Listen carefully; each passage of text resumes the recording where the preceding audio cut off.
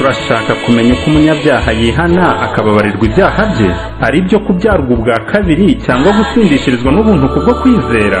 Urashaka gusobanukirwa n'urugendo rwo kwezwa k'ubwoko bw'Imana? Urashaka gusobanukirwa n'aho ubuhanuzi bugeze ndetse n'ibindi? Tega amatwi ikiganiro Yesu Kristo gukiranuka kwacu kuri Radio Communautaire Amani ivugira mu karere ka Rubaya kuri 95.5 FM. Ibiganiro byacu bitambuka buri mercredi mu rukerera saa 10:30 kugeza saa 11:30, vendredi nimugoroba guhera saa 10 kugeza saa 11. Imigisha y'Imana ibane namwe mwese.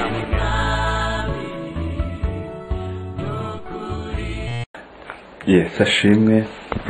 Bakunzi b'ikiganiro Yesu Kristo gukiranuka kwacu, tugiye gukomeza kuganira ku jambo ry'Imana nk'ibisanzwe. Imana ibahe umugisha. Mureke tubanze gusenga, nyuma dukomeze mu jambo ry'Imana. Dusenge. Turagushimye Yesu, tugushimiye urukundo dukunda, izina ryawe rihimbazwe. Amagambo tugiye kwigana n'aba bavandimwe ukomeze ubane nabo, kandi yasobanure kugira ngo imitima yabo ibashe kwakira agakiza. Nibyo dusabye mu izina rya Yesu, amen. Ubushize twagiye turebera hamwe n'abandi bagenzi banjye ibiganiro bijyanye no kwihana. Ubuho tugiye gukomeza kwiga ikigisho gikomeye kivuga ngo kurimbuka. Ayo niyo magambo tugiye kwiga uyu munsi, amagambo avuga ngo kurimbuka. Kubera iki ari ngombwa kurimbuka?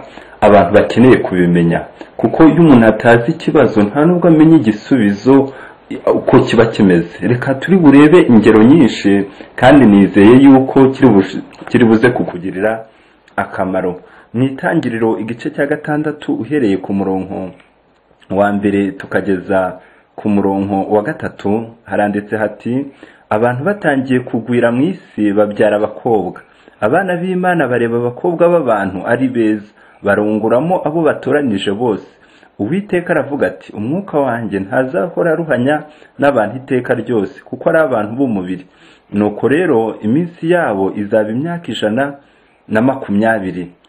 Muri iyo minsi abantu barebare banini bari mu isi bo mu gihe cyo hanyuma, abana b'Imana bamaze kurongora abakobwa b'abantu babyarana nabo abana, ari bo za ntwari za kera zari birangirije. Uko tumaze kubona mw'iri somo, tubonye yuko abantu bamaze kugwira, habonetse abana b'Imana n'abana b'abantu barihuje. Abana b'Imana n'abari barakomotse ku mugabo witwa Seti, naho abana b'abantu bo bari barakomotse kuri Kayini. Habonetse kwihuza kw'abo bana babiri. Abana bo kwa Seti bakundaga Imana, babaga mu misozi hejuru, niho basengaga. Ariko abana b'abantu bakomoka kuri Kayini basengaga ibigirwamana, maze abo bose barihuza. Uko tumaze kubona, ibyo ntago byabashije gushimisha Imana, kuko ingeso zabo zakomeje kuba mbi. Iki ni cyo kintu twabasha kubyigiraho iyo dukomeje kureba uburyo aba bana b'Imana bari abantu basenga, bari abantu bakunda amateraniro. Ariko icyababaje Imana ni ukubona bagiye bakihuza n'abana b'abantu. Ibi biri buze kutubwira iki? Ngo kwihuza ni nk'uko natwe bitugendekera. Usanga akenshi abantu basenga, ugasanga bajya mu nsengero, ariko ukabona bari kwihuza n'isi. Uko kwihuza n'isi ni mu nyifato. Ushobora kuba wihuza n'isi mu mivugire, yewe ugasanga hakiri ibyaha mu mutima wawe. Ibyo byose biba bigaragaza yuko nubwo uvuga yuko usenga, ariko wihuje n'abana b'abantu. Icyo kintu ukeneye kubibanza ukakitekerezaho, ukavuga ati: ese njyewe ntabwo naba ndi kwihuza n'isi? Imitima wanjye ese waba womatanye n'Imana? Ko muri Matayo 5 batubwira ngo ukiranuke nk'uko so wo mu ijuru akiranuka. Mu mutima wawe nta byaha byaba birimo, cyangwa ni ugusenga ariko ukihuza n'abana b'abantu? Aba bana b'abantu tubona muri Bibiliya ni abakomotse kuri Kayini nk'uko twabibonye, kandi Kayini muri we ntabwo yigeze yemera kugira ngo akizwe n'igitambo, ahubwo yaje gusenga uko abishaka. Birangira Imana imubwiye mu Itangiriro 4 nk'uko tubibona, Imana yamubwiye yuko agiye guhinduka igicamuke, agahinduka n'inzererezi ku isi. Kayini yapfuye nta byiringiro, abamukomotseho banduje iyo ndwara nabo babaho nta byiringiro by'ubugingo buhoraho. Iki rero ni ikintu dukeneye gutekereza, ariko icyo tubonye ni uburyo abana b'abantu n'abana b'Imana bari guhura. Bamaze guhura, ibyo bibabaza Imana ku rwego rukomeye cyane.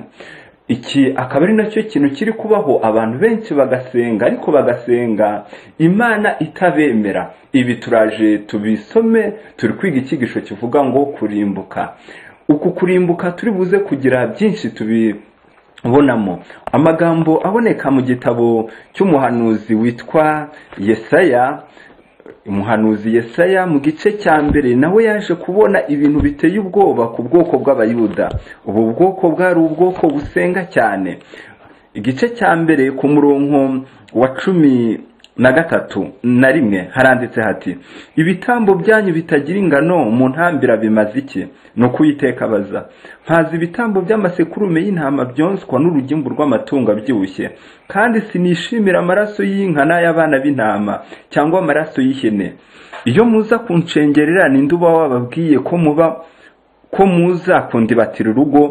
Ntimukongere kuntura amaturo atagira umumaro. Imibavu ni ikizira kuri nge. Imboneko z'amezi n'amasabato no guteranya amateraniro ndabirambiwe. Ibyaha bivanze no guterana kwera bikurweho. Nimutega ibiganza nzabima amaso, ndetse nimusenga amasengesho menshi sinzayumva. Ibiganza byanyu byuzuye amaraso. Reka twumve imiterere ya bano bantu b'Abayuda. Ni nacyo cyari gihari mu gihe cyo kwa Nowa nk'uko tubibonye mu Itangiriro 6. Iki gihe cyo muri Yesaya abantu barasengaga ngo ibitambo mu ntambira bimaze iki? Ni abantu bazi gusenga, ariko Imana ikababona yuko ari ikibazo. Ikomeza iri kubabwira ati ngo sinishimira amasabato yanyu, ngo nayo ni ikizira kuri nge. Urebye uburyo abantu bagasenga ku cyumweru, bagasenga ku sabato, aho abantu benshi basengera yaba no kuwa nyuma kuwa gatanu ku Bisilamu. Abo bose bari gusenga, ariko umuntu akibaza bari gusengera hehe? Mwumve rero uburyo abantu bavuga yuko basenga bari kwihuza n'isi. Abantu bagasenga hejuru y'ibyaha, hejuru y'inzangano. None ibyo byo byaje kubyara iki? Mu gihe cyo kwa Nowa abantu benshi baje kurimbuka, kandi barimbuka atari uko batazi amakuru y'iby'Imana, barimbuka basobanukiwe iby'Imana, ariko byaranze gukorera mu mibereho yabo. None weho iby'Imana byaba byarakoreye mu mibereho? Ushobora kubutwara Bibiliya kenshi, amateraniro yazinduka, ariko umujinya utarawukize. Uwo mujinya ntabwo ari imbuto za mwuka. Mu Bagalatiya muzabisoma, imbuto za mwuka ziboneka mu Bagalatiya ntabwo habonekamo umujinya, ntabwo habonekamo urwangano. Kandi ababyeyi wawe ushobora kububanga, abaturanyi ushobora kubuvugana nabo nabi, byarangiza kusaba tugatwara Bibiliya ngo ugiye gusenga. Yewe reka nkubaze, usenga Imana uzi? None se ibyabaye kwa bano bantu ko bo byarangiye barimbutse, wewe uri kubona ibyawe bizakugendekera bite? Ibyo bintu urushaho kubitekereza, ubitekereze neza kugira ngo utunge ubukirisitu buzima, kandi amaherezo uzabona ubugingo buhoraho. Icyo rero nicyo kintu turi kugenda tureba, ikintu cyitwa kurimbuka. Abo mu gihe cya Nowa rero twarebaga, hari ibintu byaje kubaho, si uko batari bazi Imana. Uwitwa Nowa nk'uko tubibona mu gitabo cy'Itangiriro igice cya 6 twarebaga, twabonye yuko Nowa abantu bamaze kuba babi, abana b'Imana bafashe bakabana n'abana b'isi. Noneho ukabona nta tandukaniro riri hagati y'abana b'Imana n'abana b'isi, cyangwa se abana b'umubi. Twaje ku murongo wa 9 haranditse hati: nguru ni rwo rubyaro rwa Nowa. Nowa yari umukiranutsi, yatunganaga rwose mu gihe cye. Nowa yagendanaga n'Imana.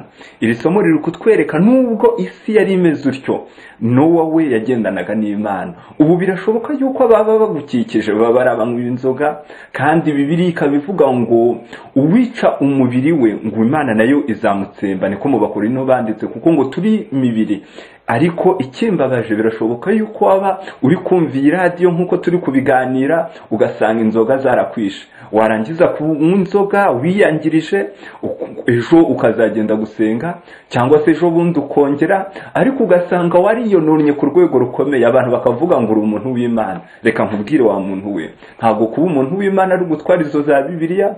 Kuba umuntu w'Imana si ukumva iki kiganiro, ahubwo ni uguhindurwa n'amagambo y'Imana. Amaherezo yawe ameze ati, Nowa we ngo yarakiranukaga nk'uko turi kubibona, ngo agakiranuka mu gihe cye kandi ngo akagendana n'Imana. Abo mu gihe rero cya Nowa yarababwirije nk'uko nawe umaze igihe kinini wumva ijambo ry'Imana, ariko ikibabaje ntabwo bigeze bemera uwo muburo. Nowa yabwirije abantu, muri Yakobo ho baranditse bati ngo yari umubwiriza ukiranuka. Mwumve uyu muntu w'Imana ngo yarakiranukaga, Yakobo yageze bamutangira ubuhamya. Umva, sina Nowa wenyine, yaba na sekuru wa Nowa witwa Enoki, nawe yari yarababwirije. Enoki yagendanye n'Imana imyaka 300. Abantu ubwabo bari bo bahamya yuko ari umuntu w'Imana, agenda mu ijuru. Nta kuntu atari yarabagenje, ariko ikibabaje nubwo yababwirije atyo abantu ntabwo bigeze bihana. Umuntu yakwibaza, weho igihe cyose umaze wumva ijambo ry'Imana waba warihannye? Yewe hejuru y'ibyo byaha maze warangiza ukavuga ngo uzajya mu ijuru. Uzajya mu ijuru ryande? Ko mu ijuru hakiranuka. Urabisoma muri Yesaya 6 haranditse hati, Uwiteka arera arera arera, ngo isi yose yuzuye icyubahiro cyayo. None niba iyo Mana yera, mu mutima wawe hakaba kirangwamo ibyaha, amaherezo bizagenda bite? Ni ukuri reka nkubwire, urababaje. Iki kintu cyumve, urababaje cyane ku rwego rukomeye. Hejuru yo gusenga hejuru y'ibyaha, ubu ushobora kuba unaretse n'ibyaha bigaragara, hari ibiba mu mitima, mu ntekerezo, weho bikaba byararenze n'intekerezo mbi, bikaba byarageze no ku mugaragaro. Ibi rero ubyumve, ntihataboneka imyanzuro mizima ngo ugende usanga Uwiteka Imana ibashe kugukiza ibyaha. Aho uri ni habi, unabyumve neza. Niyo mpamvu gusa wumve yuko ubuhungiro abo mu gihe cya Nowa bahawe bwari ubuhe. Nowa ku murongo wa 13 ngo Imana itegeka Nowa kubaza inkuge. Imana ibwira Nowa iti, iherezo ry'abafite umubiri wose rije mu maso yanjye, kuko isi yose yuzuye urugomo rwabo, dore nzabarimburana n'isi. Imana igeraho ibwira ngo, nuko rero wibarize inkuge mu giti cyitwa goferu. Wibarize inkuge mu giti cyitwa goferu, ugabanyemo ibyumba, uyihomemo ubushishi imbere n'inyuma. Imana yageze hitegeka Nowa ngo yibarize inkuge. Icyahise gikurikira, Nowa yarayibaje. We kugira ngo Nowa yayibaje wenyine, iyi nkuge yari nini cyane, nk'uko muzakomeza kubona ibijyanye n'ibipimo byari bifite, yari nini, ntabwo yagombaga kuyibaza wenyine.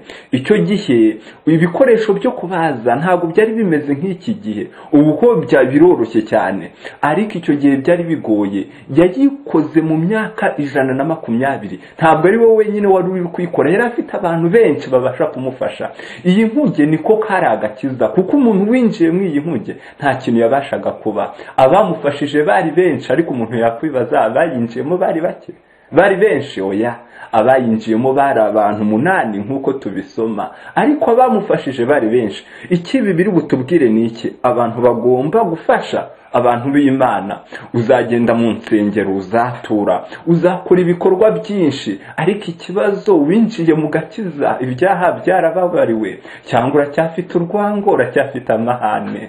Yewe ibyawe bimeze bite? Umutima wawe, ko Bibiliya ivuga ngo mu Baroma 6 uze kuhasoma umurongo wa 23 haranditse ngo ibihembo by'ibyaha ni urupfu, ariko impano y'Imana ni ubugingo buhoraho buri muri Kristo Yesu. Ibihembo by'ibyaha ni urupfu. Uru rupfu si uru rugaragara, kuko n'abakiranutse bararupfa, ahubwo ni urupfu rw'iteka. Ibihembo by'ibyaha ni urupfu. None weho uri kubona waba warakijije urwo rupfu rw'iteka, wicaye ufite ibyiringiro ukavuga ngo ubu nubwo napfa nzajya mu ijuru, cyangwa wibereye aho nta kibazo bikubwiye? Nta kibazo bikubwiye, uzagenda gusenga. Yewe Bibiliya yaravuze ati, uyu munsi numva ijwi ryayo, wowe kwinangira umutima. Ubu ushobora gutekereza ngo nzaba nkizwe ejo, none se uhise upfa uwo mwanya? Ahubwo wafata imyanzuro mizima, ko ibyaha ufite nabyo ubwabyo bitakoroheye.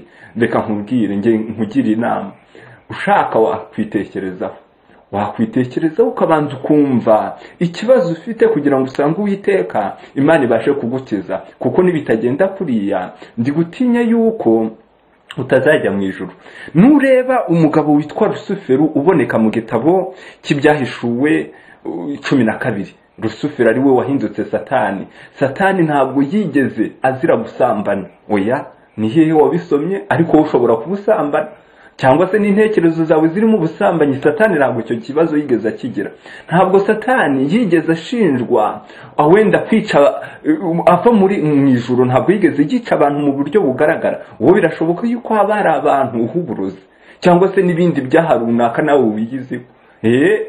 Satani ntabwo yigeze azira ubuhehezi.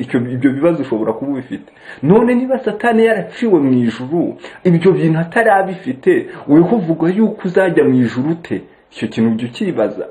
Ibyo byose ushobora kuba ubifite ariko ukavuga ngo uzarijyamo. Reka nkubwire, iryo juru ntabwo uzarijyamo, keretse gusa nuhe n'amavi ukagenda imbere y'Imana ukavuga ati Imana, nkeneye kubona ubugingo buhoraho. Ntabwo ndi kukubwira ngo ujye mu idini runaka, kuko rimwe na rimwe n'igihe kinini uyamazemo uracyacumura, uracyakora ibyaha, maze bakakubwira ngo kuba uribonekamo ngo nta kibazo bitwaye. Reka nkubwire, ntabwo ku munsi w'amateka Imana izakubwira ati ngo wasengaga hehe. Oya, ahubwo izareba niba mu ntekerezo zawe niba ibyaha bitakibonekamo, izareba niba mu bikorwa ibyaha bitakibonekamo. Icyo nicyo kintu kigiye kuba vuba aha ku munsi w'amateka. Imana rero ibibwira Nowa, iramubwira ngo yibarize inkuge. Abamufashije bari benshi ku rwego rukomeye, ariko ibi bintu byumve neza, abayinjiyemo bari bake. Abantu rero bagomba kuzajya basenga bakumva iby'Imana bikabaryohera, ariko kugira ngo bibahindure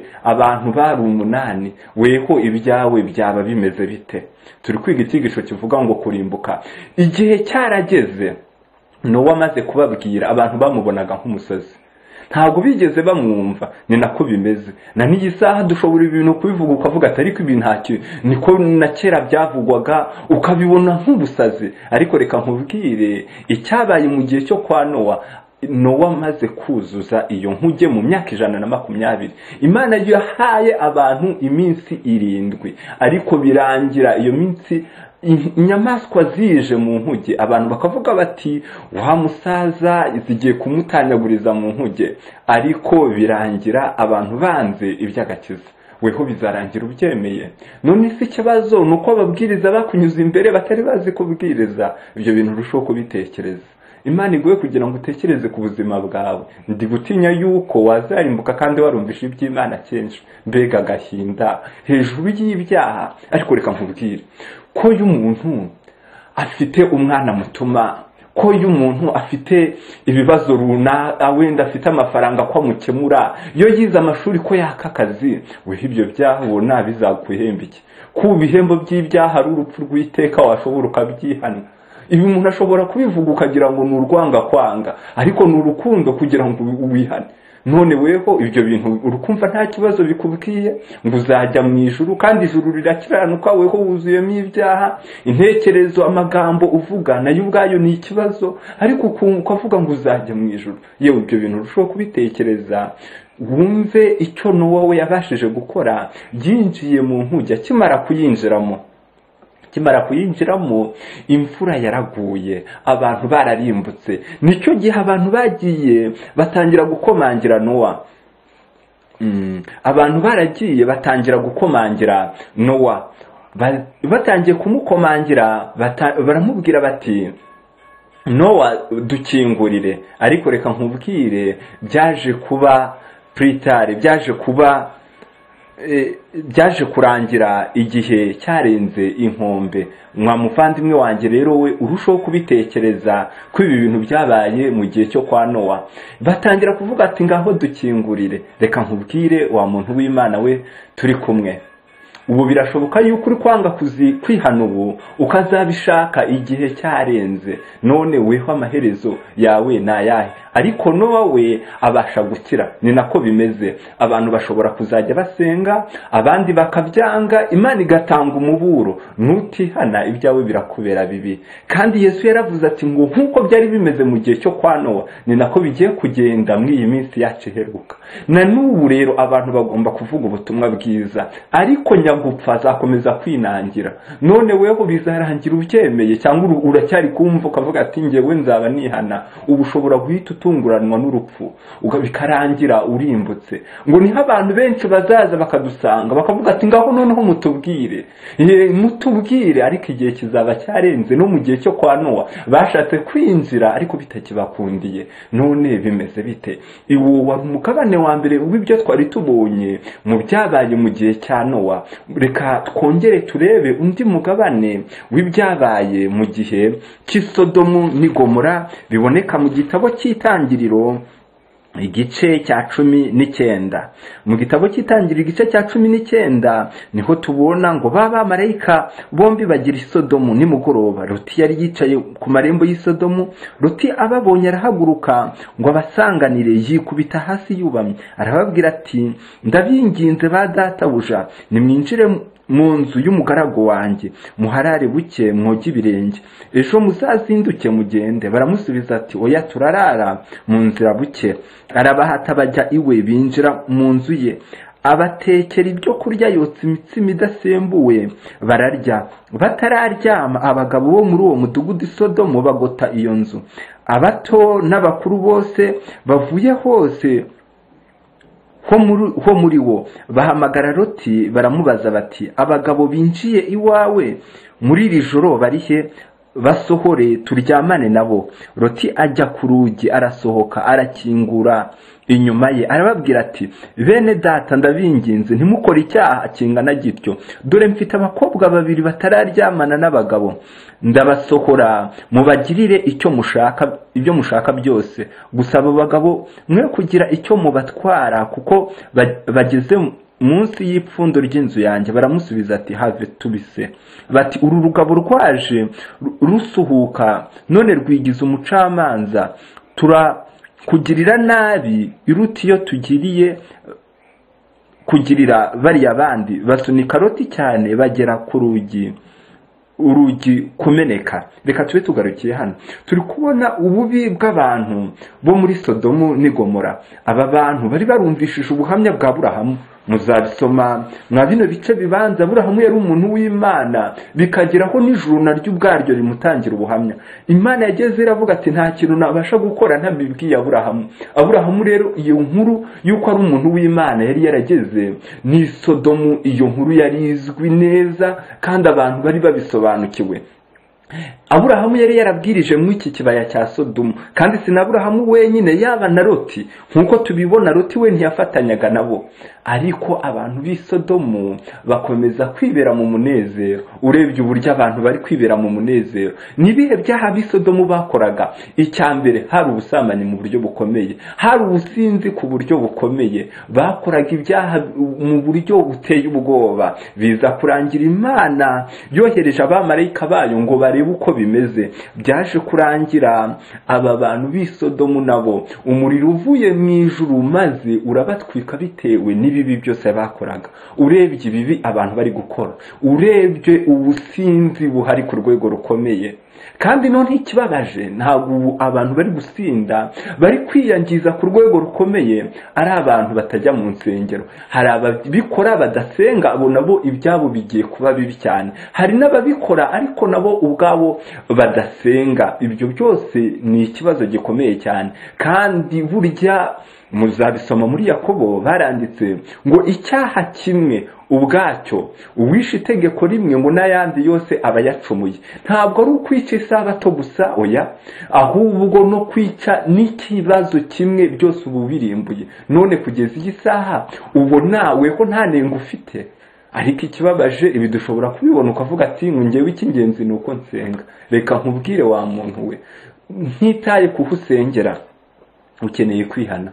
ukeneye kwihana, ukeneye kubanza ugahishurirwa ikibazo ufite. Kuko nibitagenda kuriya, aba bantu b'i Sodomu si uko bari babi, bari abantu b'abanyabwenge, bari abantu bafite ibyo kurya, nta kibazo bari bafite, ariko igihe cyarageze nabo ubwabo bararimbuka. Nowa yagiye, witwa Loti yagiye kubaburira, igihe nawe yababwiraga yuko ngo bagiye kurimbuka, baramurebye baramuseka, aravuga ati uyu muntu bishoboke yuko wenda ari ubusaza, bishoboke yuko ari uguta umutwe, ibi bintu ntabwo biteze kuzaba, ngo tuzarimbuka. Babibonye bakumva yuko ari ibintu bidashoboka. Nawe ni nako byaba bimeze. Birashoboka yuko twaba turi kuvuga yuko imibereho yawe iri mu kaga, ukavuga ati ariko iri mu kaga ite?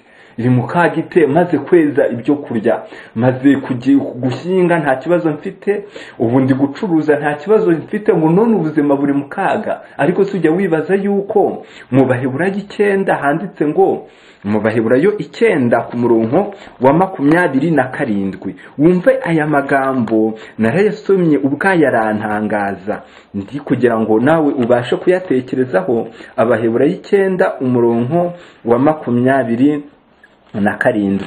Reka tujyane kuri Bibiliya. Haranditse, kandi nk'uko abantu bagenewe gupfa rimwe hanyuma hakaboneka urubanza. Abantu bagenewe gupfa rimwe, ubu uzapfa ariko nyuma hari urubanza. Urwo rubanza ubona uzarusimbuka? Uyu witekerejeho neza, ubona urwo rubanza uzarusimbuka? Cyangwa ubu kuvuga ngo icy'ingenzi nzasengera hano, aho hantu usengera ko hatazaguha agakiza, kubu agakiza kaboneka igihe umunyabyaha asanze Uwiteka akabasha kumubabarira ibicumuro bye, ukaba ibyo bintu utari kubyumva neza, amaherezo yawe azagenda ate? Wumve rero kurimbuka kwabaye mu gihe cyo kwa Nowa. Nowa yarababuriye, nta kibazo bagize. Kuvuga ngo sinumvishe, imyaka 120 bumva ibibwirizwa ntabwo ari mike. Ni nako nawe bimeze, imyaka umaze burya ntabwo ari mike wumva ibyigisho. Abantu rero bageze nyuma bararimbuka. No mu gihe cyo kwa Loti nako niko byagenze. i Sodomu n'i Gomora bari barumvisha Aburahamu, bari barumvishije Loti, ibyo byose byari ibihamya, ariko baranga, birangira barimbutse, bakomeza kwikorera ibyabo, bumva nta kibazo, ibyabo biba bibi.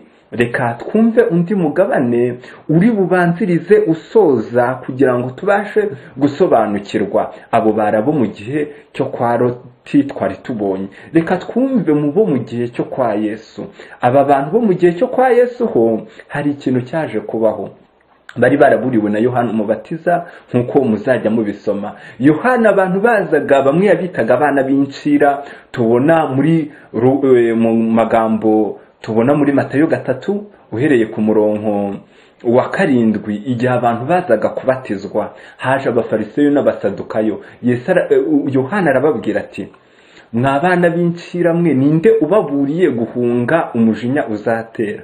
Urebye rero ibintu bitangaje mu nsengero, aho musengera hariho hose, yaba basengera ku misozi, yaba basengera ku nsengero, iyo babonye abantu bagiye kubatizwa si ugushima Imana. Abantu bazamura ibiganza bagashima Imana. Ariko ikintu kibabaje mu bintu byantangaje, Yohana wahugira ngo ashime Imana, ahubwo yabise abana b'incira. Kubera iki yabise abana b'incira? Abantu benshi bagenda kubatizwa, ariko inzangano zikiri inzangano, ugasanga nta guhinduka kwigeze kubaho, maze barangiza bakababwira ngo babyawe ubwa kabiri. Reka nkubwire, ntabwo uko ariko kubyarwa ubwa kabiri. Kubyarwa ubwa kabiri tuzagenda tubiganiraho, ni impinduka amatwara Imana igirira umutima w'umuntu. Ntabwo ari ukwinjira muri ayo mazi, kuko na Petero ubwe yavuze yuko ngo ayo mazi adakura hico. Niba ayo mazi adakura hico ry'umubiri, ubumva yuko ubwo yagukijije ibyaha ute? Weho nta nubwo ujya unabitekerezaho wa muntu we. Wowe wifitiye ibyaha mu mitima, uva kujyanye mu mazi, wumvishije ngo ubwo ngo wabyawe ubwa kabiri hejuru y'ibyaha. Reka nkubwire, ntabwo wabyawe ubwa kabiri, ahubwo sinzi, ushobora kuba warapfuye ubwa kabiri. Ahubwo ibyo nabyo urushaho kubitekereza neza, aho ugira ngo uvuke ubwa kabiri, ushobora ahubwo kuba ari urupfu rwa kabiri, kuko bakubwiye yuko wahindutse umuntu w'Imana kandi mu mutima wawe hakirimo ibyaha. Amaherezo yawe bizagenda bite? Yohana rero yari yarababwiye yuko ari abana b'incira. Ubu ibi biganiro nk'ibi biri gutambuka, hari gushobora kuvuga ati ariko uyu muntu yanyibasiye, ariko se ndi kukwibasira mfiki nawe? Ibyo bintu nabyo bitekerezeho. ntabwo dusangiye isambu, ibyo bintu nabyumve, nta kibazo mfitanye nawe, unabyumve neza kandi unabisobanukirwa, ahubwo ikibazo ni ibyaha biri mu mutima wawe.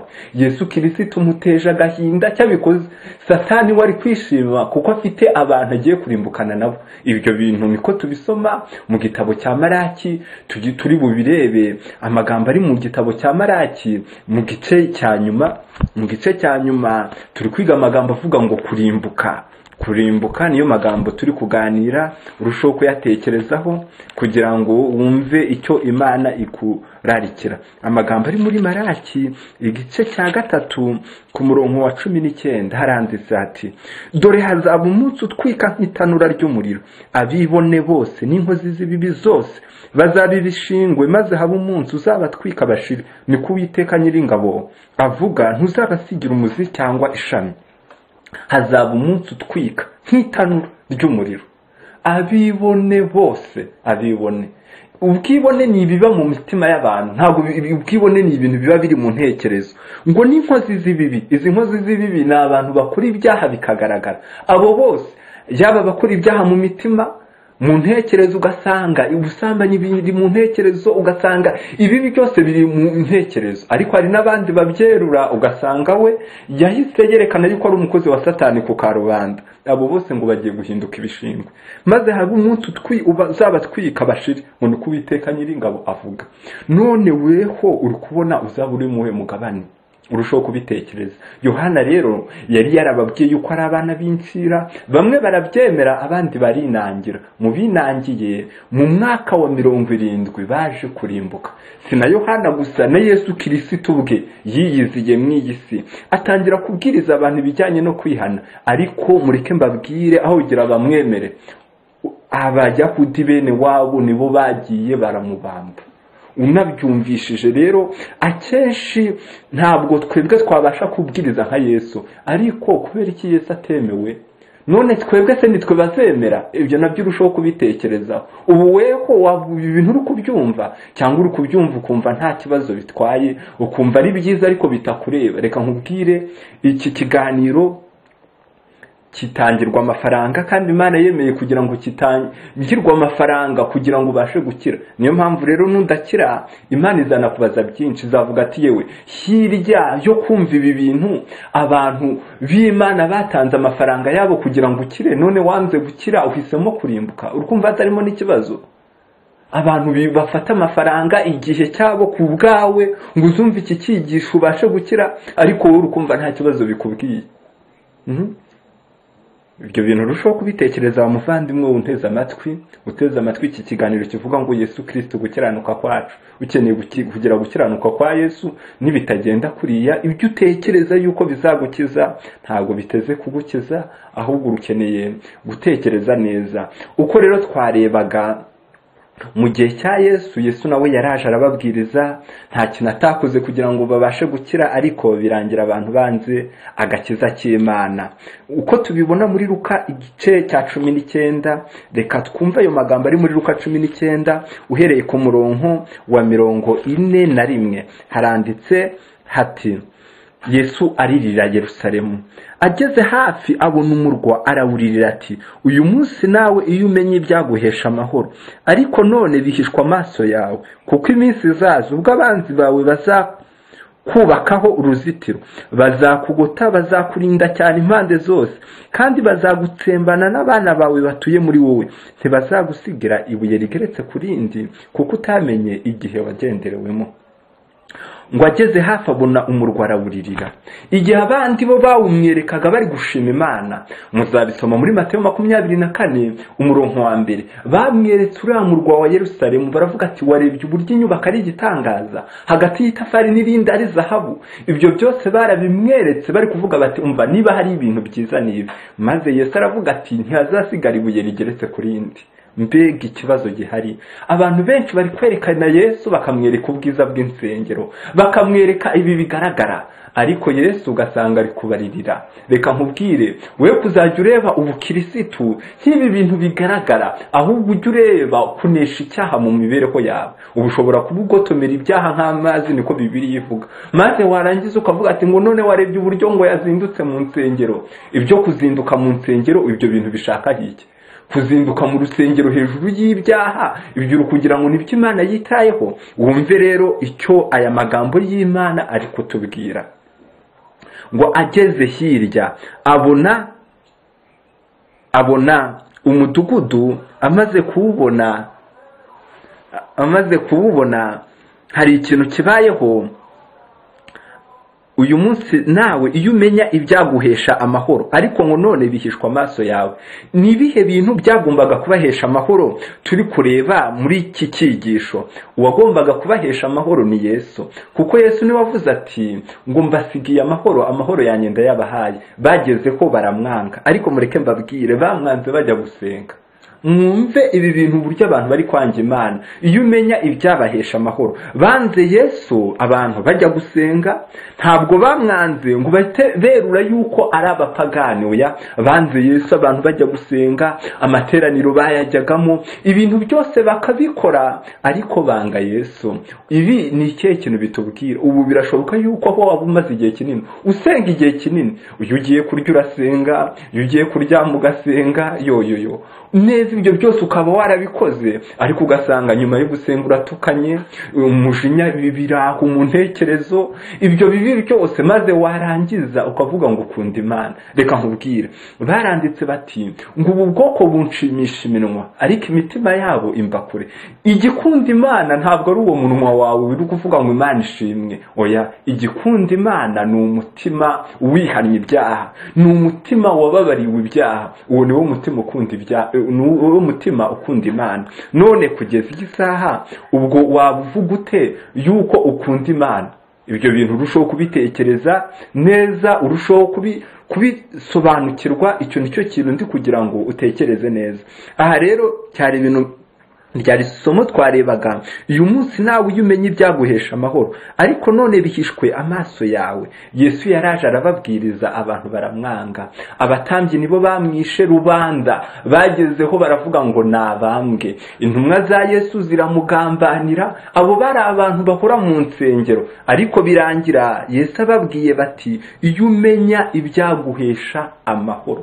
Ibi bintu byaguhesha amahoro Yesu yababwiye, weho wabubize? Byaje kurangira bishe Yesu.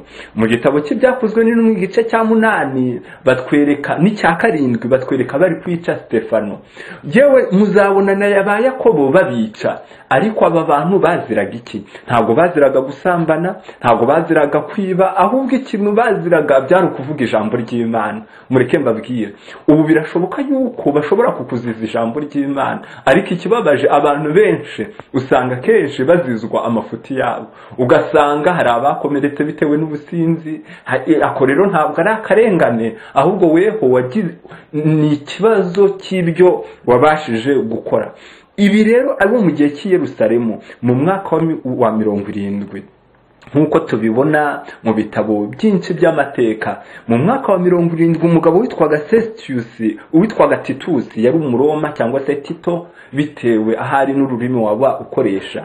Uwitwa Titus yabashije kugenda azenguruka uwo murwa. Amaze kuzenguruka, nk'uko Yesu yari yarababwiye ngo nta buye rizasigara rigeretse kurindi, byarawuzengurukishije ingabo z'Abaroma, maze abasha kugenda arawusenya. Abari basigayemo bose arabatsemba. Bwa bwiza bw'urusengero, zahabu zose zikurwamo, abantu bapfuye ku rwego rukomeye. Ariko mureke mbabwire, bapfuye bakiba mu mihango y'idini. Mbega ikibazo gihari. Abantu bagiye kurimbuka basenga, abantu bagiye kurimbuka barumvisha iby'Imana, bitewe n'uko wagombaga kubahesha amahoro bamwirengagije. Uwagombaga kubahesha amahoro ni Yesu Kristo mu mitima y'abantu.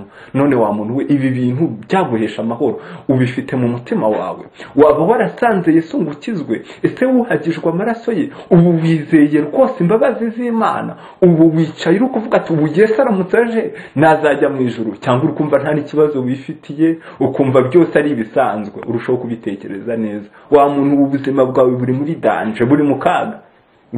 Ibyo bintu byumve neza, kandi we kugira ngo namakabya nkuru y'umubwiriza, ahubwo niko bimeze. Icyo rero abo mu gihe cya Yerusalemu bararimbuka bitewe no kutumva iby'abahanuzi b'Imana byagenze. None ko turi kumva abi Yerusalemu, abi Sodomu ni Gomora, abo mu gihe cyo kwa Nowa, abo bose niko ibyo byaha babikoraga maze ibyabo bikarangira barimbutse. Ese abo mu iki gihe cyacu bo Bibiliya ibavuga iki? Na Bibiliya mu iki gihe cyacu ivuga yuko vuba hagiye kurimbuka ku rwego rukomeye. Mureke twumve icyo Yesaya abavugaho mu iyi minsi yacu. Yesaya abavuga mu gice cya mbere, mu gice cya kabiri cya Yesaya umurongo wa 19. Wumve icyabaye mu gihe cyo kwa Yesaya. Igice cya kabiri, Yesaya igice cya kabiri umurongo wa 19. Haranditse hati abantu bazinjira mu buvumo bwo mu bitare no mu nzobo zo mu butaka, bahunga igitinyiro cy'Uwiteka n'ubwiza bw'icyubahiro cye, ubwo azahagurukana imbaraga aje guhindisha isi umushyitsi. Uwo munsi abantu bazajugunya ibishushanyo byabo bisengwa by'ifeza n'iby'izahabu byacuriwe gusenga, babijugunye imyire, imbeba n'ubucurama, bajye kwihisha mu buvumo bwo mu bitare no mu bihanamanga, bahunga igitinyiro cy'Uwiteka n'ubwiza bw'icyubahiro cye, ubwo azahagurukana imbaraga aje gutera isi umushyitsi. Yesaya abonye abo mu iki gihe ngo abantu bazinjira mu buvumo bwo mu bitare no mu nzobo zo mu butaka, bahunga igitinyiro cy'Uwiteka n'ubwiza bw'icyubahiro cye, ubwo azahagurukana imbaraga aje guhindisha isi umushyitsi. Vuba aha abantu batihaniye, ab'imitima yabo hatitawe ku idini. Ubyumve, waba uri pasitoru, waba uri umuyobozi w'ikanisa aho usengera, niba ugikomeza kugira ibyaha, mwari muzi yuko ari abantu bayobora abandi ugasanga afite uburyo agenda hirya agasambana. Wowe ibyo bizagenda bite? Bene wowe azazira byinshi cyane, azazira kuba yarabeshye abantu yuko ari umuntu w'Imana afite ibyaha. Wowe bizaba bibi. Ngo abantu rero ngo bazinjira mu nzobo zo mu butaka, bahunge igitinyiro cy'Uwiteka. Ngo uwo munsi abantu bazajugunya ibishushanyo byabo bisengwa by'ifeza n'iby'izahabu. Ni amafaranga abantu bari kwirukankiramo. Mw'iyi minsi ubona abantu barataye umutwe bitewe no gushaka amafaranga, ariko ibi bintu mu byumve vuba aha bigiye kuba bibi. Abantu bagiye gushaka agakiza bitagishoboka. Abantu bakunze amafaranga cyane, abantu bakunze iby'isi ku rwego rukomeye, birengagiza agakiza. Bene abo rero ngo bazashaka agakiza be kukabona, ngo bajye kwihisha mu buvumo bwo mu bitaro no mu bihanamanga, bahunga igitinyiro cy'Uwiteka n'ubwiza bw'icyubahiro cye, ubwo azahagurukana imbaraga aje gutera isi umushyitsi. Mwumve ibigiye kuba vuba cyane. Abantu batemeye agakiza cy'Imana, ibyabo bigiye kubakomerana. Ubu ushobora kutabyumva kuko mu ntekerezo zawe ubona yuko bidashoboka. Nabo mu gihe cyo kwa Nowa ntabwo bumvaga yuko byakunda, abo mu gihe cy'Isodomu nabo babonaga yuko bitashoboka, ab'igihe cy'i Yerusalemu tubonye bo babonaga yuko ari abantu b'Imana. Ariko igihe cyose cyarageze bararegreta, baricuza, baravuga ati yaba twabimenyaga. Mureke mbabwire, iryo jambo rirababaza. Iki nicyo gihe cyo kwiteguriramo kwakira agakiza cy'Imana. Ushobora kuzaregreta ukavuga ati yaba nabimenyaga, umva nkasanga noneho mukabimbwira na kwihana. Ariko reka nkubwire ibyawe, nta wundi muntu weho uzabaho. Oya, wekuri weho ukeneye kugenda imbere y'Imana, Imana ikagukiza. Nushaka kubanza ukavuga ati ngo nzagenda kwa kana kabanze kubimbwira, reka nkubwire, inama yabaye y'agakiza yabaye rimwe, ibindi ni umwanzuro weho ubwawe ukeneye kwifatira weho imbere y'Imana. Mwumve rero ibi bintu bigiye kubaho mw'iyi minsi. Abantu bagiye kuzashaka agakiza bitakiri gukunda. Ikindi kintu kigiye kuzabaho mw'iyi minsi nk'uko tubibona byaba no mu gitabo cy'ibyahishuwe ngo dore ndaza vuba nzanye ingororano kugira ngo wororere buri muntu wese ibikwiranye n'ibyo yakoze. Ubu vuba rero hagiye kuboneka kwitaba urukiko tugiye kurwitaba. Buri muntu wese akeneye kumenya uko ibye bizamugendekera. None wa muntu w'Imana we bizagenda bite? Ese uzasanga witeguye cyangwa uzatsindwa n'ibyaha? Ubu ntabwo mu mitima yawe harimo ibibi?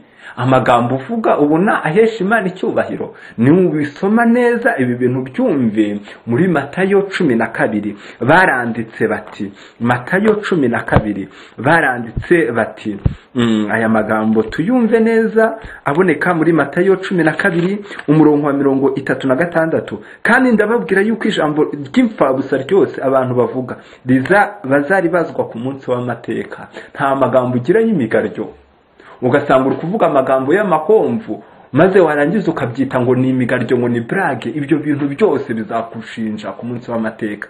Ni ikihe cyizere ufite yuko uzarokoka uyu munsi w'urubanza? Ibyawe bikumereye bite kugeza iyi saha? Cyangwa icyo uri kuvuga ngo icyo mpfa nuko nsenga? Reka nkubwire, ntabwo uzasenga kurusha aba bafarisayo barimbutse mu mwaka wa 70. Baranditse bati ngo biyiriza gusa, bakiriza ubusa, bagatanga 1/10. Ibyo byose ushobora kuba nta na kimwe wikorera. Uhera ku munsi wa mbere ukageza ku wa 7, iminsi yose y'icyumweru yose uhora urya ugahaga. Birashoboka yuko utavugarura iby'10 ukumva nta kibazo bikubwiye. Niba bariya bararimbutse ibyo byose babikora, we ufite cyizere cy'uko uzabona ubugingo buhoraho. Rimwe na rimwe nibyo bakoraga wowe utabigezaho. None bakubwira ngo genda imbere y'Imana wihana ushaka imbabazi z'Imana ukumva nta kibazo bikubwiye. Reka nkubwire, ibyawe bigeza habi. Ukeneye gukiza ubugingo bwawe bikitwa uyu munsi, kandi unabyumve nutifatira umwanzuro. Ntabwo nyuko azakufatira umwanzuro. Iby'ababyeyi bawe n'ababyeyi bawe, iby'umwana wawe n'umwana wawe. Buri muntu wese azabazwa ibye akurikije ibyo yakoze. Ibyo bintu rero ukeneye kubanza ukabisobanukirwa. Mu rwambere rw'Abakorinto igice, reka twumve aya magambo Pawulo yandikiye Abikorinto, kandi ntabwo ari Abikorinto ahubwo n'umuturage wese uri hano i Masisi, yaba n'uri hirya no hino, yaba bari ku Mushaki, abari Bihambwe, ari abari mu Rubaya, abo bose ayo magambo arabareba n'abari hirya no hino. Buri muntu wese ukurikiranye iki kiganiro aya magambo aramureba. Aranditse mu rwambere rw'Abakorinto igice cya 10 umurongo wa 11 haranditse hati, ibyo byababereyeho kutubera akabarore, kandi byandikiwe kuduhugura twebwe abasohoreweho n'imperuka y'ibihe. Ibi bintu ngo byabaye ari akabarore, ngo kandi ibi bintu byose ngo byandikiwe kuduhugura twebwe abasohoreweho n'imperuka y'ibihe. Aya magambo yose byanditswe kugira ngo bikubere akabarore, kugira ngo ufate umwanzuro bikitwa uyu munsi. None reka bitekerezeho, amaherezo yawe bizarangira ukijijwe. None se ubuntu uzakizwa ryari? Ibintu byo gukizwa nabyo ubifatira imishinga uvuga ngo nzaba ngo nkizwa umwaka uzaza. None se wa muntu we kutazi niba uzanahageza, wafata umwanzuro wo gushaka agakiza uyu munsi. Kukubwira ngo ushaka agakiza uyu munsi, ntabwo ndi kukubwira ngo ugende ku muyobozi w'ikanisa yawe uyu munsi, ahubwo usange Yesu. Yesu arakwegereye ku rwego rukomeye. Baranditse mu Baheburayo aya magambo, wumve aya magambo Pawulo avuga. Aya magambo Pawulo avuga muri bimwe byatuma ukira kurimbuka. Baranditse mu Baheburayo amagambo umuntu w'Imana yanditse nkunda cyane, tuzajya dukomeza no kuyifashisha mu byigisho. Baranditse mu Baheburayo 4 umurongo wa 16 haranditse hati, nuko rero twegera intebe y'ubuntu tudatinya, kugira ngo tubabarirwe tubone ubuntu bwo kudutabara mu gihe gikwiriye. Twegera intebe y'ubuntu tudatinya. Niba hari ibyaha ufite mu mutima wawe, kandi twabonye yuko icyaha kimwe ubwacyo, kuko wishe itegeko rimwe mu n'ayandi abayishe, icyaha kimwe kirahagije kugira ngo kirimbuze umuntu. Birashoboka yuko weho waba ufite ibirenze kimwe. Birashoboka yuko weho waba ari umurundo w'ibyaha. ariko icyo turi kumva ngo twegere intebe y'ubuntu tudatinya, kugira ngo tubabarirwe tubone ubuntu bwo kudutabara mu gihe gikwiriye. Niba hari ibyaha ufite mu mutima wawe, irukankira kwa Yesu, shaka agakiza bikitwa uyu munsi, kuko ngo uzaza ntabwo azatinda. Bibiliya yakomeje kongera iri kuvuga muri Yesaya igice cya 1 umurongo wa 18 ngo naho ibyaha byawe byatukura tukutuku. Kandi reka nkubwire, burya nawe ibyawe ntabwo bikoroheye. Ngaho tekereza ibyo wakoze uhereye ukivuka, kuko Bibiliya yaranditse ati uhereye mu byaha niho mama yambyariye. Ukaba ugize imyaka irenga 20, ushobora kuba ufite 10 n'ingahe cyangwa se ufite 30, 40, imyaka yose waba ufite, burya nayo ubwayo ntabwo ari mike. Iyo yose niko wakomezaga gucumura. None se amaherezo bizagenda bite? Bizarangira urimbutse cyangwa bizakomeza uvuga ati ngiki ingenzi nuko nzagenda ku rusengero ku Sabato cyangwa ku cyumweru? Yewe fata imyanzuro mizima. Reka nkubwire, urababaje. Fata imyanzuro mizima, ugende imbere y'Imana, ushaka uburyo bwose wakizwa, kuko nibitagenda kuriya ni ikibazo, kandi icyo kibazo ni wowe ugomba kugishakira igisubizo. Ibyo rero byari muri bimwe twarebaga nk'igisubizo, ni ukwegera intebe y'ubuntu tudatinya. Yesaya aravuga ati ngo naho ibyaha byanyu byatukura, ngo Uwiteka yiteguye kubyeza bise na sheregi, ngo uko byamera kose Uwiteka yiteguye kubihanagura ukahinduka icyaremwe gishya. Wumve n'iri somo riboneka muri Matayo 11 umurongo wa 28. Ni isomo ryiza cyane. Baranditse bati, hano turi kureba ikintu cyadukiza uku kurimbuka. Baranditse bati, Matayo 11:28 haranditse hati, mwese abarushye n'abaremerewe munsange ndabaruhura. Mwumve ayo magambo ni meza cyane. Mwese abarushye n'abaremerewe munsange ndabaruhura. Hano kuba bavuze ngo mwese mubyumve, nta muntu utarushye, nta muntu utarushye. Biranashoboka yuko ubwayo isi nayo ubwayiranakuruhije, unabyumve. Birashoboka yuko abana bakumunaniye. Ibyo byose biri muri bimwe bikeneye gutuma usanga Yesu. Ariko ikikuruhije cyane ni igihe cyose wabaye gukora ibyaha. Igihe cyose wabaye gukora ibyaha, umurundo ukaba ari uw'ibyaha. Ikibabaje rero mureke mbabwire, hari igihe umuntu usanga mu mutima wari ibyaha, ariko ugasanga ari kurwanira idini, akavuga ati njyewe icy'ingenzi nuko nsengera hano. Kumaze igihe cyose uhasengera gukora ibyaha, kandi Bibiliya ikavuga ngo ibihembo by'ibyaha ni urupfu, ukaba uzarimbuka. Ubwo ibyo byo byaba bikumara iki? Washaka uburyo ukiza ubugingo bwawe. Rero tubyumve, abarushye n'abaremerewe dusange Yesu araturuhura. Shaka uburyo bwose ushaka agakiza muri Yesu Kristo. Shaka uburyo bwose uhunga, ucike, uve mu byaha ugere mu gukiranuka. Nibitagenda kuriya, ibyawe biracyakubanye ikibazo. Reka nkubwire, iyo umuntu akijijwe arabimenya. Iyo mpinduramatwara igeze mu mutima w'umuntu arabimenya. Abavuye mu rupfu agere mu bugingo. Tugera hafi ku musozo w'ikiganiro cyacu, uretse gusa ko tugifite igihe, ariko tubitekerezaho, umwambuzi witwa Zakayo tubona muri Luka 19 yari yarambuye abantu. Nawe birashoboka yuko wambuye benshi, ibyo bintu byumve. Birashoboka yuko waba warakoze ibitari bike, ubitekerezeho. Kandi burya reka nkubwire, n'intekerezo ubwazo mbi nazo ubwazo zizashyirisha umuntu mu rubanza. Weho birashoboka yuko byaba byararenze n'intekerezo, ahubwo byaba byarageze no ku karubanda.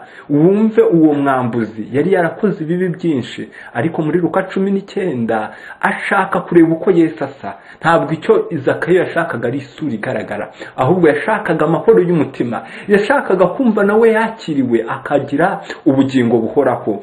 Ni mu bisoma muri Luka 19 ikintu cyabaye kuri Zakayo nakunze ni ikihe Zakayo yagizemo ibanga.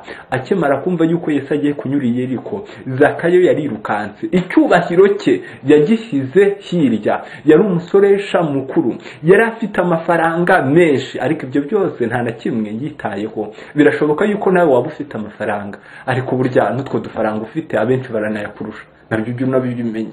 Hari abantu benshi bakize, Zakayo nawe yari umukire. Ibyo byose yabishyize ku ruhande, arirukanka ashaka agakiza cy'Imana.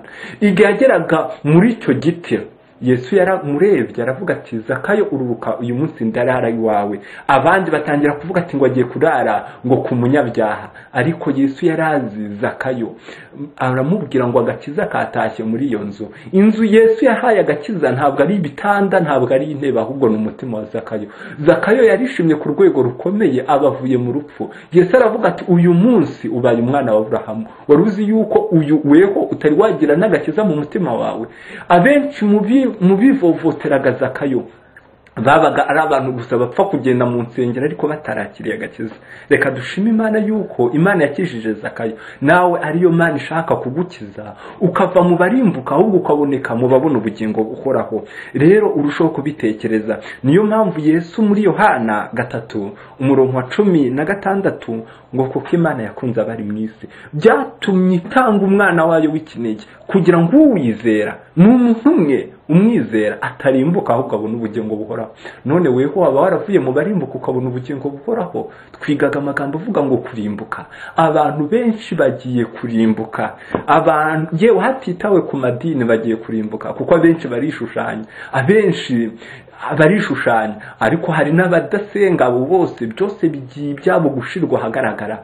Amakirwe yonyine ni ukugera intebe y'ubuntu tudatinya. Amakirwe yonyine ufite ni ugusanga Uwiteka, kuko bavuze ngo bati mwese abarushye n'abaremerewe dusange Yesu araturuhura. We kugenda kubanza kubaza kanaka ngo none nsange Yesu kugira ngo anyize, oya. Bibiliya yavuze yuko ntiburushye Yesu yiteguye kukwakira. Nicyo kintu Bibiliya yavuze. None hano dusoje tubona yuko na Zakayo Yesu yamwakiriye akamuha amahoro y'umutima. Wa muntu w'Imana we rero turi hamwe, urushaho gutekereza iby'ubugingo buhoraho, urushaho gutekereza yuko Imana ikeneye kuguha agakiza. Reka nkubwire, nutakakira warumvise iki kiganiro nabyo ubwabyo Imana izabikubaza. Izavuga ati kubera iki nahoherezaga abantu bakakubwira bikarangira upfuta amatwi yawe, none bimeze biti wawe? Reka nkubwire, mbere yuko ushaka ibindi baranditse bati muri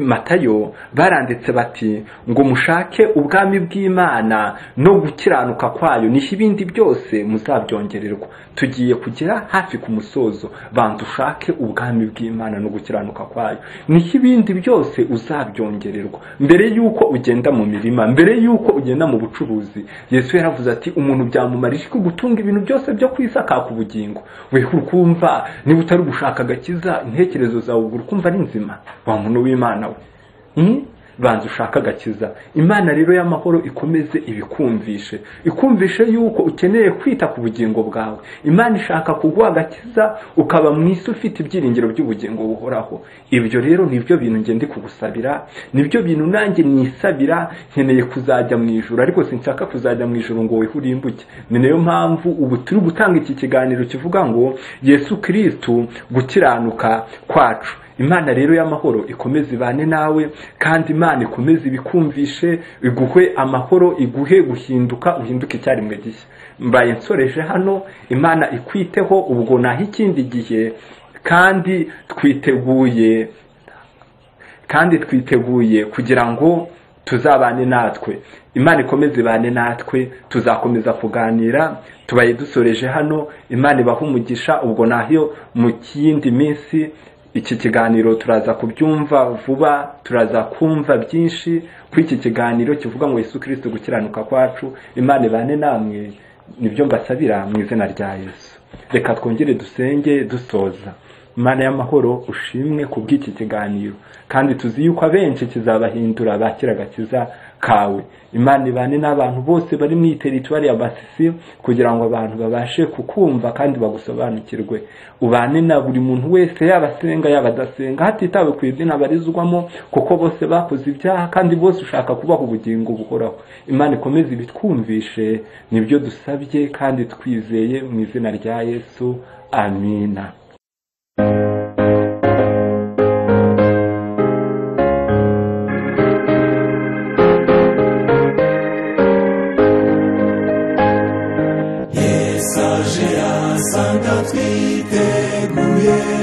Yasanga turi maso,